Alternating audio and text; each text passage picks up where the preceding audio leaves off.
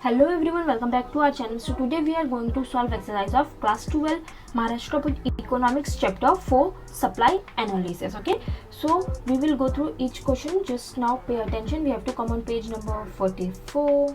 Okay, so now we are on page number 44. So let's begin. Question number 1, complete the following statement. First question, when supply curve is upward sloping, its slope is yes positive. Okay, जो आप लोगों को highlighted part दिख रहा है ये क्या हमारा आंसर है. ओके, सो क्या आएगा positive. Now next question, an upward movement along the same supply curve shows expansion of supply. C, expansion of supply. Now third one, a rightward shift in supply curve shows increase in supply. अगर आप लोगों ने chapter पढ़ा है तो आप लोगों को सारी चीजें याद आ रही होगी अभी, है ना. Okay, now fourth, other factors remaining constant when less quantity is supplied only due to fall in price, it shows contraction of supply. okay, जो भी आप लोगों को हाईलाइटेड दिख रहा है वही हमारा क्या है आंसर. ओके, वही मैं रीड कर रही हूँ. Fifth one, net additional made to the total revenue by selling an extra unit of a commodity is marginal revenue. Okay, now question number 2, complete the correlation. First question, expansion of supply, price rises, contraction of supply, price falls. ये आप लोगों को कहाँ लिखना है, यहाँ पर. Okay, column में, क्योंकि यहाँ पर अगर मैं इधर लिखती तो वो बहुत छोटे छोटे टेक्स्ट हो जाते हैं, इसीलिए मुझे पता है ये सब बहुत बेसिक चीज़ें आप लोगों को पता है, बट स्टिल कुछ बच्चे पता नहीं उन्हें क्या होता है, वो डायरेक्टली सुबह उठ के पढ़ने लगते हैं या क्या करते हैं कि उन्हें बहुत हर जगह कन्फ्यूजन आता है. ओके, सो इसीलिए मैं कोई भी कन्फ्यूज ना हो, इसीलिए पहले ही सब लोग क्लियर रहो अपने माइंड में. ये आप लोगों को बहुत पहले से पता है, मुझे पता है. Okay, next one is total revenue. यहाँ पे क्या करना है आप लोगों को डायरेक्टली ये फॉर्मूला ऐड ऑन कर देना. ओके, नाउ टोटल कॉस्ट, यहाँ पे भी क्या करना है इस बॉक्स में ये फॉर्मूला. ओके, ठीक है. Demand curve downward, supply curve upward. ठीक है. Fifth one is change in supply, other factors constant, variation of supply. तो इसमें क्या लिखना है, प्राइस कांस्टेंट. ठीक है. चलो, question number 3, give economic term. So first one, cost incurred on fixed factor, total fixed cost. ठीक है, cost incurred per unit of output, average cost. okay, and net addition made to total cost of production, marginal cost. क्या लिखना है, marginal cost. Revenue per unit of output sold, yes, average revenue.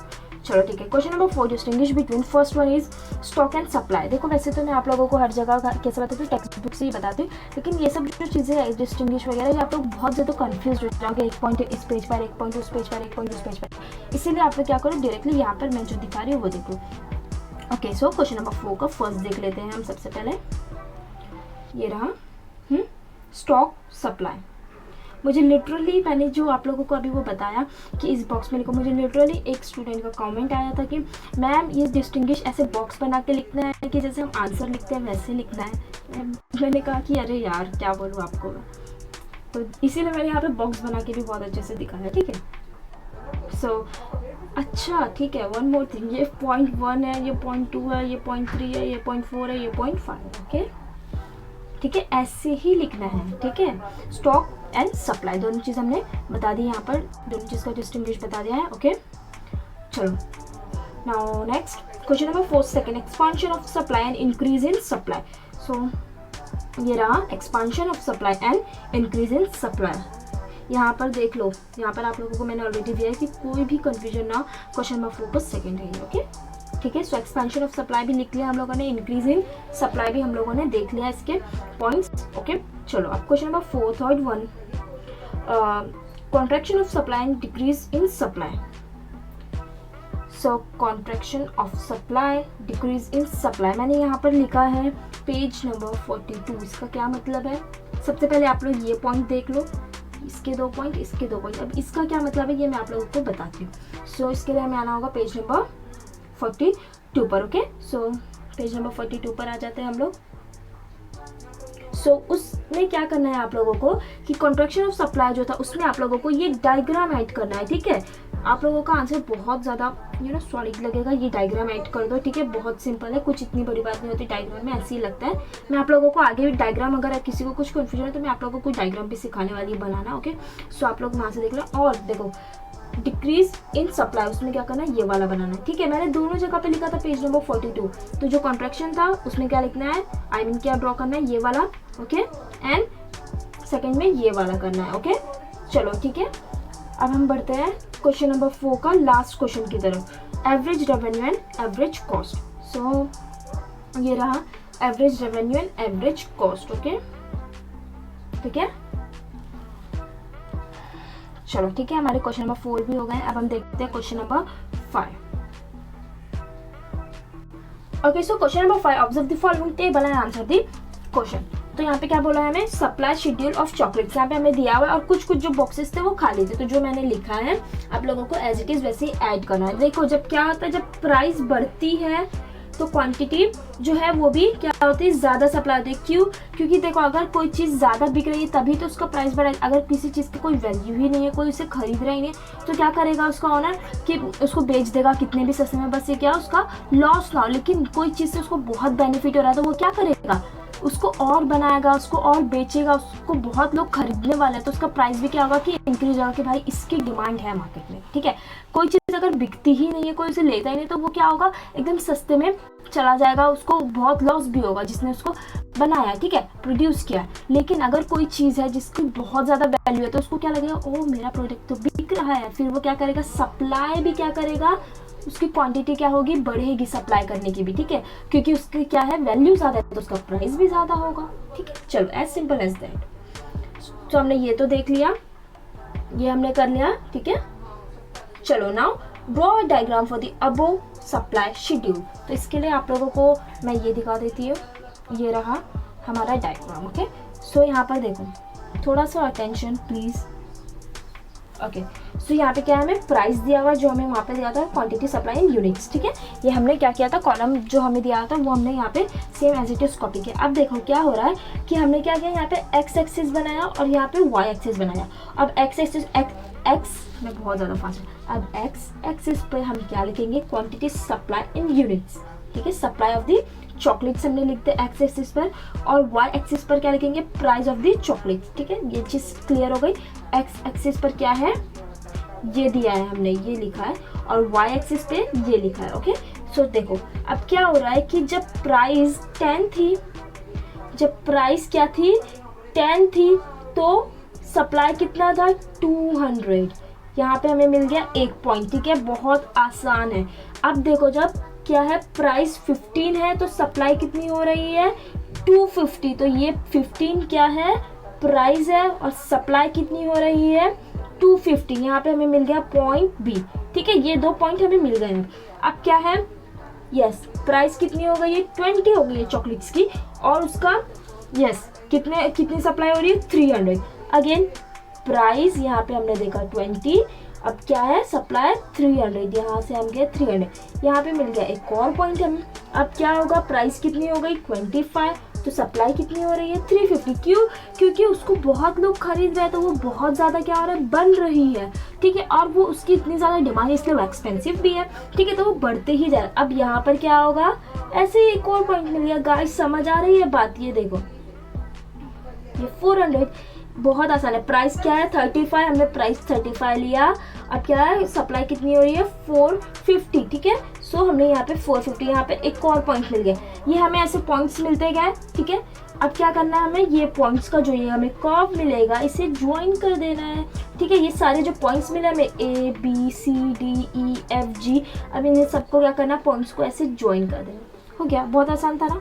Yes, बस एक बात याद रखने की, जब किसी चीज़ की जब कोई चीज़ बहुत महंगी होती है तो क्या मतलब होता है इसका कि ये तो बहुत डिमांड में है भाई।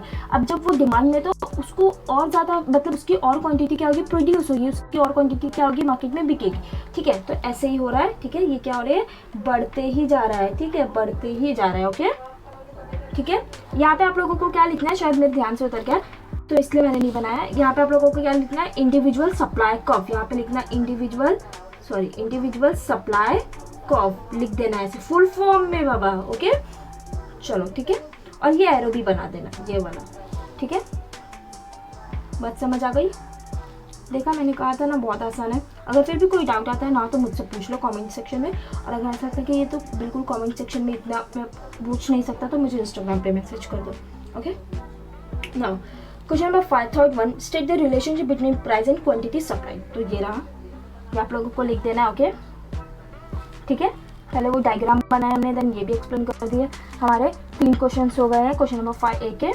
ठीक है, चलो अब हम देखते हैं क्वेश्चन नंबर 5 का B. Observe the market supply schedule. देखो वो क्या था, वो था कि इंडिविजुअल सप्लाई मार्केट सप्लाई का था। ठीक है, अब ये क्या है, मार्केट सप्लाई शेड्यूल का। ओके सो यहाँ पर देखो, ये आप लोगों को बोला गया है कि ये करो, कंप्लीट करो इसे, तो हमने ये कंप्लीट कर दिया है। ठीक है, अच्छा यहाँ पे ना ऐसा लग रहा है कि यहाँ पे कुछ तो उनकी प्रिंटिंग मिस्टेक हुई है। यहाँ पे इस हिसाब से जो यहाँ पे 155 लिखा इस हिसाब से तो यहाँ पे आएगा 60, लेकिन मुझे लगता है कि ये प्रिंटिंग मिस्टेक है, क्योंकि ये बड़े यहाँ पे देखो 50, 100, 112, फिर 155, फिर 154 तो हो नहीं सकता, वो कम नहीं हो सकता। क्या होगा, वो इंक्रीज होगा। तो मोस्ट प्रोबेबली कि यहाँ पे 40 आएगा। क्यों, क्योंकि ये सीक्वेंस में जा रहा है 20, 30, 40, 50। तो यहाँ पे अगर ये मिस प्रिंट है तो यहाँ पे क्या आएगा, 40 आएगा। ठीक है, और यहाँ पे 135 मिस प्रिंट होगा। तो लेकिन अगर हमने ऐसे ही लिखना है जैसे ये टेक्स्ट बुक में दिया है, तो आप लोगों को यहाँ पे 60 ऐड ऑन करना। ठीक है, चलो ये हो गया हमारा। ठीक है, देखो मार्केट सप्लाई क्या होता है, मार्केट यानी कि देखो इंडिविजुअल, यानी कि बस सिर्फ और सिर्फ एक फार्म, एक इंडिविजुअल, ये जो हमने देखा था यहाँ पे क्या हो रही है, बस एक फार्म की बात हो रही है, एक इंडिविजुअल प्रोड्यूसर की बात हो रही है। और यहाँ पे मार्केट है मतलब कि उस चीज़ को, अब चॉकलेट के जितने प्रोड्यूसर्स है, चॉकलेट के जितने फार्म्स है, सबकी बात हो रही है। तो यहाँ पे क्या बोल दिया हमें, मार्केट। देखो इसका मतलब इंडिविजुअल मतलब सिर्फ और सिर्फ एक इकलौते फार्म की बात हो रही है। ठीक है, इंडिविजुअली। ठीक है, लेकिन मार्केट में क्या हो रहा है कि उस चीज़ के जितने फार्म है, उस चीज़ को जितने लोग प्रोड्यूस करते हैं, सबकी बात हो रही है। इसको क्या बोलते हैं, मार्केट। ठीक है, सो हमने फर्स्ट देख लिया। अब देखो क्या बोला है हमें, draw the market supply curve from the schedule and explain it. What is this? Okay, so ये draw the market supply curve from the schedule and explain it. So यहाँ पर ये मैंने आप लोगों के लिए सब करके रखा है, ये रहा। So देखो हमने यहाँ पे लिखा प्राइस, यहाँ पे सारे फॉर्म्स का हमने लिखा एक साथ, और ये क्या है, कितनी सप्लाई हो रही है। ठीक है, ये हमने लिखा, हमारे पास सारा डाटा है। अब हमें क्या करना है, ये ड्रॉ करना है। ओके सो हमने क्या, देखो जैसे कि मैंने आप लोगों को वहाँ पे बताया कि वहाँ पे मिस प्रिंटिंग होगा मोस्ट प्रोबेबली, क्योंकि ये क्या होगा, कम नहीं होगा, ये ज़्यादा ही बढ़ेगा। तो ठीक है, अगर हम लोगों ने यहाँ पे ऐड किया 40, तो यहाँ पे हमें मिल गया 135। तो उस हिसाब से क्या है, हमको ऐसे ही डाटा मिलेगा। तो अब हमें क्या करना है कि ये देखो, हाँ सो हमने क्या किया, एक्स एक्सिस बनाया और वाई एक्सिस बनाया। एक्स एक्सिस पर हमने क्या लिखा है, यस सप्लाई लिखा है। ठीक है, ये जो चीज़ है ये हमने यहाँ पर लिख दी है। और वाई एक्सिस पर हमने क्या लिखा है, प्राइस लिखा है। ठीक है, वाई एक्सिस पर क्या है, अगेन सबसे पहले हमने एक्स एक्सिस पर क्या लिखा है, ये दिया है जो हमें, ये डाटा लिखा है, और वाई एक्सिस पर ये लिखा है। ठीक है, वाई और ये रहा एक्स। चलो तो हमने ये दोनों लिख दिया। अब क्या करना है, हमें यहाँ पे ये जो लिखा है, हमने तीनों का टोटल करके लिखा है ना। सो देखो जब प्राइस 1 था तो सप्लाई कितनी थी, 100 थी। मार्केट सप्लाई है ना, ये 100 थी। ये बहुत आसान चीज़ है। ठीक है, बस थोड़ा आप लोगों को कोई समझाने वाला ना चाहिए। सो अगेन देखो यहाँ पे 1 है जब प्राइस, तो ये 1 पे गए हम, और ये क्या है, सप्लाई 100। तो ये हमने ढूंढा 100, ये रहा 100, यहाँ पे हमें मिल गया पॉइंट ए। अब नेक्स्ट जो ये 2 है, ये 2, और अब सप्लाई कितनी है, 112, तो 112 यहाँ पे। अभी हमें क्या मिल गया, पॉइंट बी। अब सप्लाई अब प्राइस 3 रुपीज़ है, तो ये कितना हो रहा है, 135 kgs। ये 135 kgs सप्लाई हो रहा है। ठीक है, तो ये कितना है, पॉइंट सी मिल गया। अब ऐसे ही पॉइंट डी भी मिल गया हमें। अब ये हुआ सेम, क्या करना है, इसे ज्वाइन कर देना है। ये जो भी हमें पॉइंट मिलेगा वो ए बी सी डी, अब इन सबको क्या कर देना है, ज्वाइन कर देना है। ओके सो यहाँ पे क्या लिखना है आप लोगों को, मार्केट सप्लाई कर्व। ठीक है, मार्केट सप्लाई कर्व। ओके, वहाँ पे इंडिविजुअल सप्लाई कर्व लिखा था ना, यहाँ पे मार्केट सप्लाई कर्व लिखा हो गया ये। ठीक है, ओके गाइस, तो हमने ड्रॉ तो कर दिया मार्केट सप्लाई कर्व, लेकिन अब हमें क्या करना है, इसको एक्सप्लेन भी करना है। ओके सो यहाँ पर देखो, ये आप लोगों को देख लेना है, बस आप लोगों को इतना छोटा सा एक्सप्लेनेशन दे देना है, बस इतना काफ़ी। ओके सो सबसे पहले वो डायग्राम ड्रॉ करें, उसके बाद हमने ये एक्सप्लेन कर दिया। ओके सो चलो, okay guys, so now question number 6, answer the following question. First question, explain the concept of total cost and total revenue. तो इसके लिए आ जाना है आप लोगों को पेज नंबर 43 पर, एंड देन उसके बाद पेज नंबर 44 पर। ओके, सो देखो सबसे पहले आप लोगों को यहाँ पर जो हाईलाइटेड दिख रहा है, ठीक है, देखो हमें क्या एक्सप्लेन करना था, टोटल कॉस्ट। ओके, सो यहाँ पे हम क्या करेंगे, पहले ये कॉस्ट कॉन्सेप्ट भी बता देंगे इसे। ओके, फिर यहाँ पर ये टोटल कॉन्सेप्ट, सिर्फ और सिर्फ टोटल कॉन्सेप्ट ही आप लोगों को क्या करना है, एक्सप्लेन करना है। ओके, सो आप लोगों को ये यहाँ तक दे देना है एक्सप्लेनेशन। ओके, यहाँ तक हमने एक्सप्लेनेशन दे दिया है, उससे इतना काफ़ी होगा। ठीक है, जितना आप लोगों को यहाँ पे हाईलाइटेड दिखाना सेम उतना ही लिखना। ओके, ये पहले हमने कॉन्सेप्ट बता दिया कॉस्ट का, उसके बाद टोटल कॉस्ट भी बता दिया। ओके, लेकिन यहाँ पर देखो छोटी मोटी चीज़ों का ध्यान रखा करो कि यहाँ पर देखो 1 दिया हुआ है, तो यहाँ पे तो हमें तीनों चीज़ बताई गई, इसलिए यहाँ पे ऐसे 1 2 3 करके दिया हुआ है ना। देखो यहाँ पे 3 है, यहाँ पे 1 है, 2 भी होगा। तो यहाँ पर आप लोगों को ऐसे नहीं करना, इसे ऐसे स्टार बना दो या फिर कुछ भी ऐसे मार्क कर दो और टोटल कॉस्ट लिखो, 1 वगैरह ऐसे मत लिखना। ओके, सो चलो ये देख लिया हमने। अब हमें क्या देखना है, टोटल कॉस्ट तो हमने देख लिया, total revenue. Okay, so next page पे आना है। यहाँ पर देखो पहले हमें रेवेन्यू का कॉन्सेप्ट बता देना है, एंड जो आप लोगों को स्क्रीन पर दिख रहा है टोटल रेवेन्यू, ये एक्सप्लेन कर देना। ओके, ठीक है, इतना कुछ कॉम्प्लिकेटेड चीज़ नहीं है। ठीक है, ज़्यादा परेशान मत हो कि बहुत बचे हैं हमारा पढ़ना। अगर आप अच्छे से पढ़ोगे, चैप्टर का एक्सप्लेनेशन आप लोगों को अच्छे से समझाए तो बहुत आसान लगेगा सब कुछ। ओके, सो नाउ हम बढ़ते हैं क्वेश्चन नंबर 6 के सेकंड क्वेश्चन की तरफ। Explain determinants of supply. तो इसके लिए हमें आज जाना सबसे पहले पेज नंबर 37 पे, उसके बाद पेज नंबर 39 पे। ठीक है, तो देखो पेज नंबर 37 पे हमें क्या करना है, ये जो हमें दिया हुआ है डेफिनेशन जो दी हुई थी हमें ये बता देना है। ओके, देखो अगर आप चाहो तो ये डेफिनेशन बताओ, उसके आगे ये ऐड ऑन कर दो तो बहुत अच्छा होगा, लेकिन आप लोग अगर खाली ये भी बताओगे तो इतना काफ़ी है कि क्या है वो। ठीक है, supply refers to the quantity of a commodity that a seller is willing and able to offer for sale at a given price during a certain period of time. इतना काफ़ी है। ठीक है, अगर आप चाहो डेफिनेशन इंक्लूड करना तो कर लो, बहुत अच्छी बात है। ठीक है, तो हमने इतना लिखा 37 पे। ओके, अब हमें क्या करना है, एक्सप्लेन करना है डिटर्मिनेंट्स ऑफ सप्लाई। ओके, तो इसके लिए आ जाना है हमें पेज नंबर 39 पे।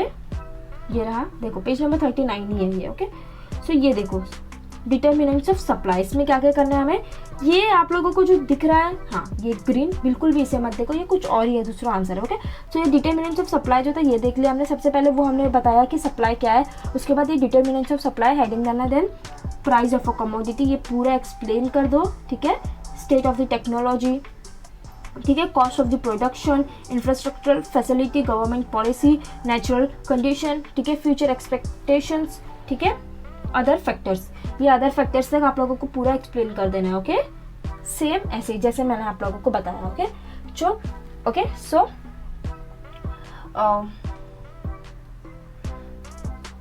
yeah, our last question number 7, explain in detail. First one, state and explain the law of supply with exception. Okay, तो इसके लिए हमें आ जाना है पेज नंबर 39 पे, उसके बाद 40 पे।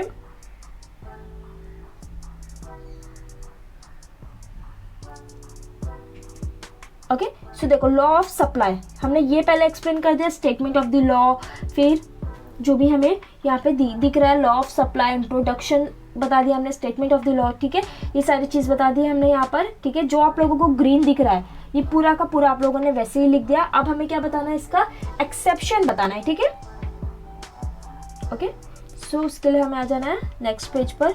ये देखो exception of the law, exception to the law of supply. Okay, so supply of labour.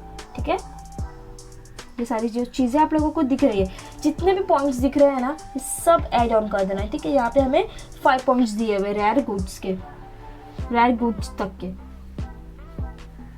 ठीक है, जहाँ से मैंने शुरू किया था ये एक्सेप्शन ऑफ द लॉ, जो first supply of the labour दिया, यही करते करते हमें कहाँ तक आना है, रेयर गुड्स तक, और यहाँ पे ये आंसर हमें एंड कर देना है। ओके गाइज, सो देखो हमारा चैप्टर 4 भी कंप्लीट हो चुका है। आई होप कि जो भी मैं आप लोगों को वीडियो दे रही हूँ, जहाँ तक कि मुझे रिस्पॉन्स मिल रहा है, मुझे ऐसा लगता है कि बहुत ज़्यादा आप लोगों को हेल्पफुल लग रहा है, एंड मैं उस चीज़ को लेकर बहुत खुश हूँ। लेकिन आई होप कि आप लोगों को जो भी थोड़ा बहुत भी पहले कन्फ्यूजन आता होगा वो भी नहीं आता होगा। अगर आ रहा है तो डोंट वरी अबाउट इट, मुझे कमेंट सेक्शन में पूछ लो। और अगर आप लोगों को ऐसा लगे कि ये मेरा बहुत ज़्यादा ही कुछ बड़ा डाउट है, मुझे इतनी कन्वर्सेशन नहीं करनी है कमेंट सेक्शन में, तो आप मुझे इंस्टाग्राम पे भी मैसेज कर दो। मैं वहाँ पे थोड़ा लेट रिप्लाई करती हूँ, but I will surely reply. Okay.